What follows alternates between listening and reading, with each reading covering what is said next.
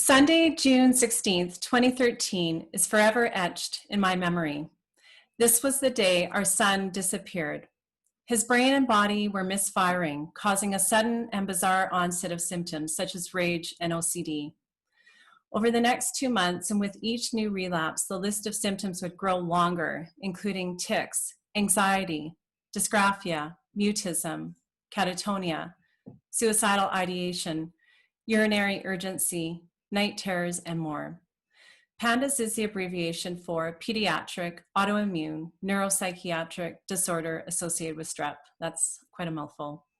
PANDAS occurs when the immune system mistakenly attacks the healthy child's brain after a strep infection.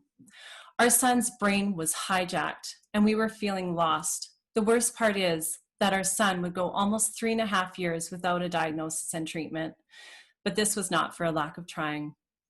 After seeing countless specialists that were either uninformed, misinformed, or non-believing, we were at a breaking point. At our appointments, I would gently remind the practitioner that we were here to get help for PANDAS, but each time I brought it up, I was brushed off and made to feel like I was chasing a fake disease. Our last hope was seeing 2 top pediatric specialists in Calgary, but even they were unable to provide the help our son so desperately needed. There's still a lack of acknowledgement from the medical community that mental health can stem from biological causes, resulting in more doors closing than opening. These parents become the outcasts, feeling misunderstood, exhausted, and invalidated, even from friends and family.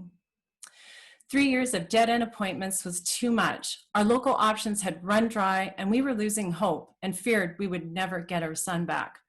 So after countless hours researching top PANDAS specialists in the US, we found a renowned neurologist and took a giant leap of faith. My husband and I quickly published a GoFundMe page to fund the costly treatments and travel, and were soon overwhelmed by the generous outpouring of others. Finally, a new door of promise was opening.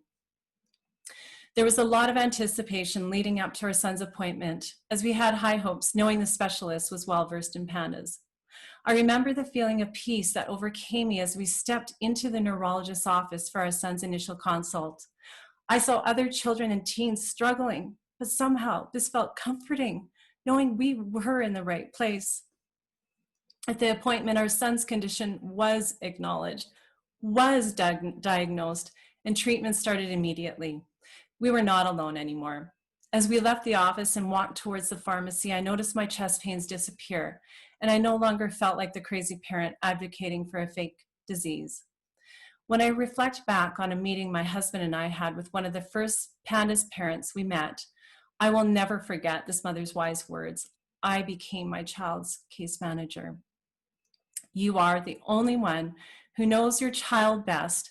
When a doctor closes the door on helping your child, trust your gut instinct and be true to your inner voice. This is not your fault. No shame. Cry, scream if you need to. I've done it. Let another parent who has already traveled this painful journey guide you to find help. Despite any fear, and there's lots of it, never, never give up. Your child deserves to flourish. Believe in your heart that your faith and perseverance will lead you to an open door filled with promise and hope. Thank you.